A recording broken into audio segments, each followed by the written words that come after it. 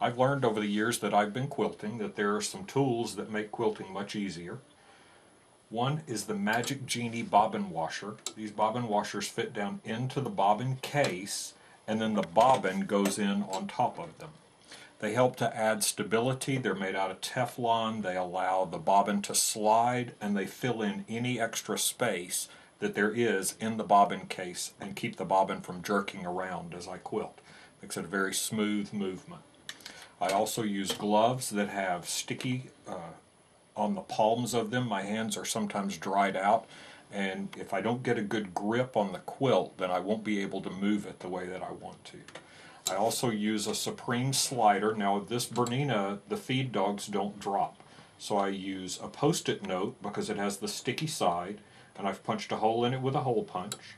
And then I'll lay the Supreme slider over the hole so that the needle can go through the hole. This is a quilt sandwich that I've made. It's just a practice sandwich. I finished the quilt already. This practice sandwich, I always keep one. They're good for warming up. They're good for practicing a stitch. You can see that I've tried out several things on this one. They're also great for helping me set my tension. I can set my tension on this before I go to the real quilt. And I fill it up with quilting completely, roll it up and throw it away, and that keeps me from making those mistakes on an actual quilt. Okay. So when I quilt, I always pull the bobbin thread up to the top of the quilt. Now, if I were making something for a show, that would end up getting tied in a knot, threaded through a needle, and popped into the inside of the quilt. But when I'm just doing the Linus quilts, I'm content with just a few stitches. Of course, it won't go into the foot now. Just a few stitches that are very close together. You have to be sure and move the quilt sandwich a little bit as you put these stitches in, or you'll end up with a thread bump. The stitches should be very close together, and I don't know, there's maybe 1/4 of an inch of them is what I think Harriet Hargrave recommends. And then you can start making your shape. Now, you can go with a large shape, or you can go with a small shape. What I'm working on right now is just a set of flowers. So the flower is made up of just a center circle, and then I come up, I always go up this stem first. It gives me a great starting spot, and I don't have to worry about when I get to the end having to cross over that stem to be able to make a petal.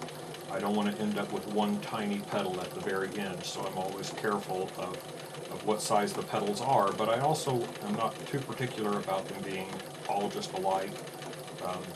Flowers in nature aren't all just alike.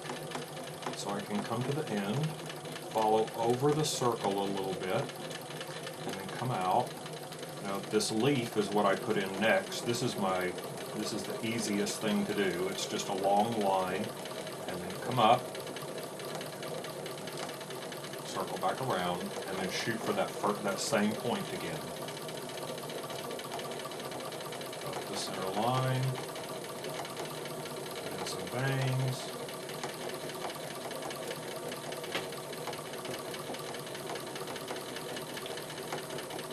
Around, and you're ready to start another flower.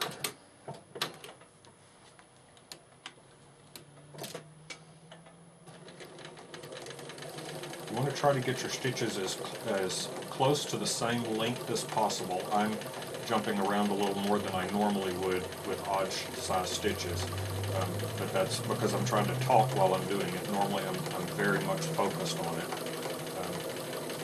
I found that the faster I can let the machine go, the more accurate my hands get in moving the quilt around. I'm trying for a very even movement. I don't want to stop, even there where I'm changing directions. I want to be sure that I don't stop. And I can come out and move on to the next shape. When I get to the end, there'll be a few more short stitches, just like there were at the beginning, and I can cut the threads off.